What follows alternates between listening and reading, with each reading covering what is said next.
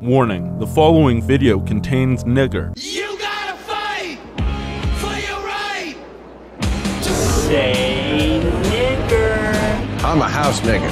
Somebody come and look at this. Nigga, please. I'm trying to find some real niggas, not some Oreo house nigga Uncle Tom like you, bro. Damn, what? Welcome to EdgyDtv. Hey niggers, what's up? Today we're going to be talking about the N-word, Nigga. comedic expression, I'm a house nigger. and the regressive left's anti-white browbeating agenda. This is a teachable moment. Now there are many soldiers on the front lines fighting for the rights of whites to use the word nigger in a non-racist comedic context. These modern-day heroes include iDubbbz, Say nigger. Mark Dice, We're just asking the African-American community's support to just allow the white people to say nigga. and this high school teacher. Yes, I use nigga. That, nigga this, nigga. Can you lend a nigga a pencil? And recently Bill Maher, a defender of free speech within the left, was involved in a controversy where he turned yellow and failed to stand up against hypocrisy. Bill Maher got into trouble for making a joke. I gotta get to Nebraska more. You're welcome. We'd love to have you work in the fields with us. Work in the field. That's part of that. That's Senator. I'm a house nigger. No, it's a joke. Thank you. This Republican senator makes a comment and jest about Bill Maher working in the fields, which has a slight undertone of condescension, implying that Bill is a city-dwelling Democrat who is oblivious to the plight of the working class, and it also sounds like he's referring to slave work. Bill responds with his own joke, using slavery as a metaphor to respond to the senator. The mere use of the word, as well as the historical reference to slavery being used in jest, caused the regressive left to get upset and pressure Bill to apologize and grovel while they lecture him on how his mistake can be a teachable moment. It is a teachable moment. I think this is a teachable moment. This is a teachable moment. The butt of his joke is at the expense of both the senator's remarks and white racists. So even by the leftist comedic standards of punching up at the oppressors, this joke is not offensive. But still, his use of the word nigga and a loose reference to slavery was enough to cause an uproar. Say what you want about whether this joke is good or not. I found it funny just thinking about how Bill now has to put up with a barrage of left-wing blacktivists policing his words and chastising him while he kisses their asses. Bill invites 3 blacktivists on his show, who take turns shoving Bill's gigantic Jew nose up their hairy black asses. First man in on this ideological gangbang is Michael Dyson, who's kinda like Mike Tyson. Come in and tell me that if I fuck you in your ass, you punk white boy. Except a bit more eloquent. I wanted you to come by here because, I want you to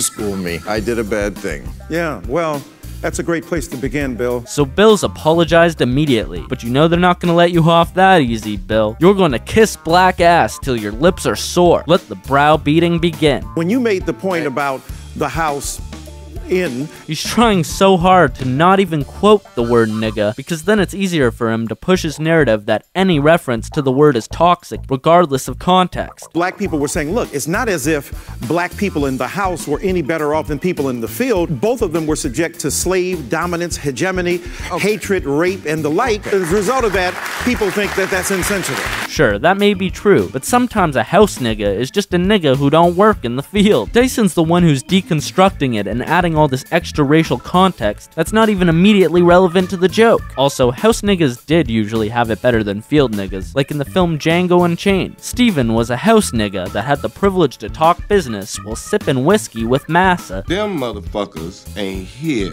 to buy no mandingos. My book, the book you mentioned, is about white privilege. I talk a lot about white privilege. Yeah, I'm sure you do. You'd be a greater help to the black community if you talked about something less racist and more productive, like reducing crime and single motherhood, and accepting personal responsibility. Instead of frivolously accusing white people of oppression, he chalks up Bill's unintentional racism to his unconscious white privilege. He even gets his son in on the browbeating by reading Bill a message his son sent him. I know white boys like that who get a pass. Yeah, I got the nigga pass, niggas. But the coolest and most honorable white boys are the ones that choose not to act on that pass because they understand the history, pain, and insensitivity behind the use of the N-word. So Bill is expected to avoid racial slurs, even in a comedic context with no racist intentions, by a guy who keeps referring to white people as white boys. Do you truly understand the need to name and to challenge that unconscious white privilege that exists and how it hurts black people, even if unintentional? Ooh, scary. Unconscious white privilege. Microaggressions. White people must atone. Wanna know how? Buy my book, white boy. Michael Dyson is perpetuating explicit anti-white racism to counter white people's unconscious, unintentional racism against blacks. Even if your intent is certainly not to cause any kind of pain or horror, you do know that the use of that word then triggered not only the unconscious, but the way in which black people feel on their haunches now because of the resurgence of racism. Well, maybe if you didn't constantly push the narrative that all white people have the original sin of white privilege and that anybody arguing against it is either ignorant or a racist, then black people wouldn't feel so on edge and white people wouldn't be so reactionary. The reason I'm here is because you have attacked that. You are the one who said denying racism is the new racism. A more accurate sentiment would be frivolous accusations of racism is the new bigotry. When I talk about white privilege in my book, I talk about people who are consciously the allies of black people, but who may also inadvertently, unintentionally, but nonetheless lethally participate in a culture that ends up hurting, as you've acknowledged, black people in a way that has to be grappled with. So microaggressions and white privilege that goes unchecked is lethal? I think he's building a case to potentially obstruct free speech because an ideologue like Dyson might consider an opinion to be lethal. Bill finally gives some clever pushback here. I just don't want to pretend this is more of a race thing than a comedian thing. Comedians are a special kind of monkey. So to speak. We are...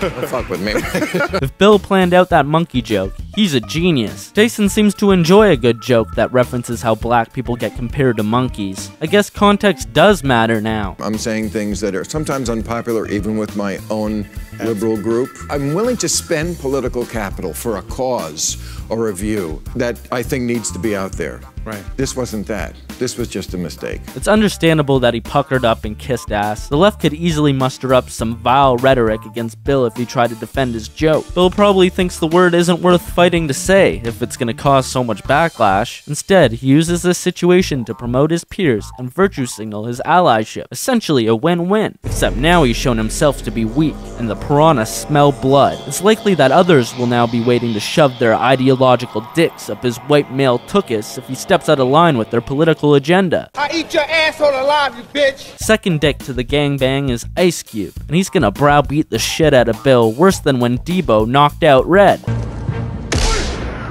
Oh, shit!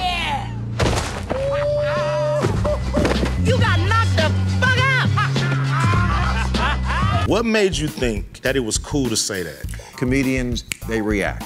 And it was wrong, and I apologized.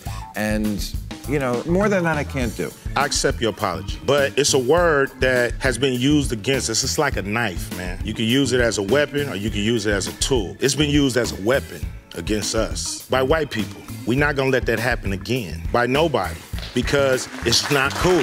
When I hear my homie say it, it don't feel like venom.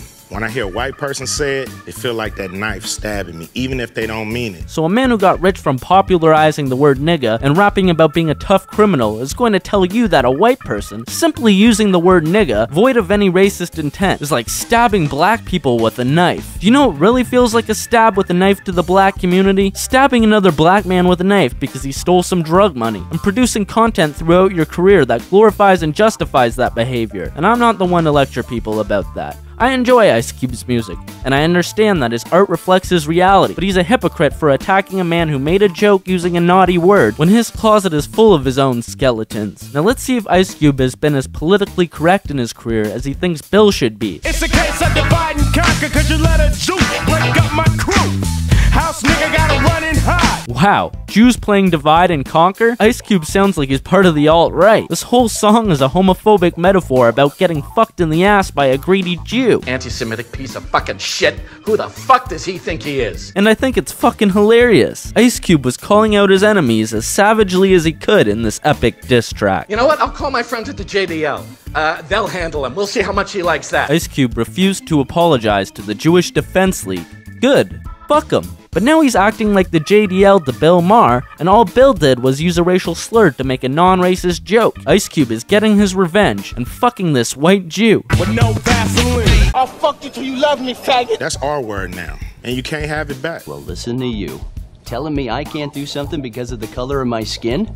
You're the racist. I know they trying to get it back. I'm taking it back. You watch. I just don't know sometimes, is this a political show or is it a show about jokes? I understand the format, but this, to me, is a political show. Who gives a fuck what kind of show Ice Cube thinks it is? Put your dick away, Ice. I think you just have to not step on some of the political messages that you're saying with a joke. Ice Cube thinks that shaming white people who say nigga in a non-racist context should be part of Bill Maher's political agenda, which only amplifies the racist power of the racial slur. It doesn't even help black people, other than to perpetuate racism to maintain a victim narrative in grievance industry. So now Ice Cube can wag his dick around on Bill Maher's show while he plugs his new album release, but not before having Symone Sanders put on a strap-on and join in on the interracial, intersectional gangbang on Bill Maher's tuchus. With no Vaseline. Furthermore, I also think it's about the context in which the joke was made. By referring to yourself as a house anything, you attempted to whitewash who was really enslaved in the house. You know, as a white person in America, you would have been the master, the slave owner. It was mostly black women who were enslaved in the house, who were raped, who were beaten daily, day in and day out. They endured physical and mental abuse. That was like a slap in the face to black America, particularly to black women. This delusional woman accuses Bill of whitewashing slavery as if his joke is somehow trying to erase the history of racism, when its effects are the exact opposite by bringing it up. She'll play all sorts of mental gymnastics to attribute some sinister context behind Bill's joke, and she delivers a finishing thrust to Bill's asshole by invoking intersectional feminism and making this somehow about black women now. It is more than just a word. Black people are literally fighting the systems of white supremacy and institutionalized racism every single day. She's invoking conspiracies of white oppression to account for black underperformance, when there is plenty of information that she won't acknowledge which proves otherwise. And despite her claims of institutional racism, the only institutional forces that explicitly target race benefit blacks, like affirmative action and diversity quotas. And she needs the N-word to keep having a racist impact so she can keep promoting a victim narrative to keep grasping for power in the name of cultural Marxism. It does not matter how much money we make, what job we do. I was literally on the campaign trail with Bernie Sanders. I was attempted to be yanked out of the entourage for no other reason except I was a black woman walking with Bernie. If that is true, then gee, I wonder why that would happen. If you do not listen to her, your event will be shut down right now. Something had to be done to prevent people of your group and political persuasion from embarrassing the campaign that most closely shared your politics. Maybe we need to take a group field trip on down to the National Museum of African American History and Culture. Look at Bill's face. He's probably thinking, Jesus Christ, I'll never say nigger again if it keeps Leslie Jones off my show. And I wonder if this is the museum she's talking about. Show you Egypt was a black man, Kentucky was a black man.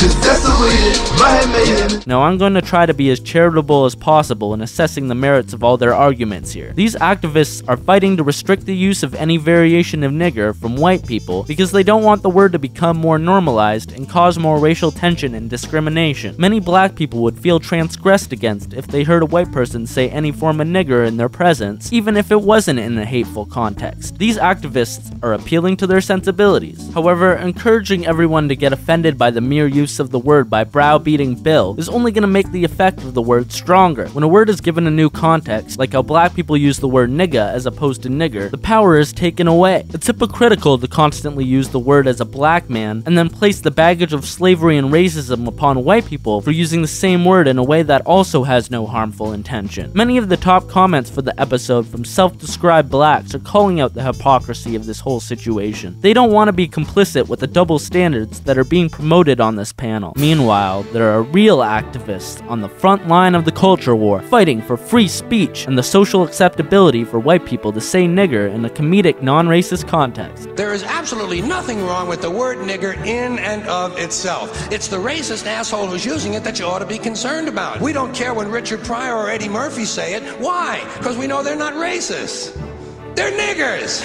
And these black bigots are trying to undo years of progress. And here at EdgyDtv, we won't let that happen. So I'm calling for all my edgy niggers to unite. You gotta fight for your right to say nigger. I want to say nigger. I want to say nigger.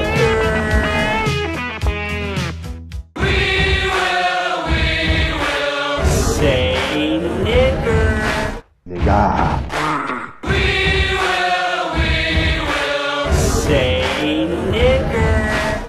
Nah. Get my African American over here. Are you the greatest?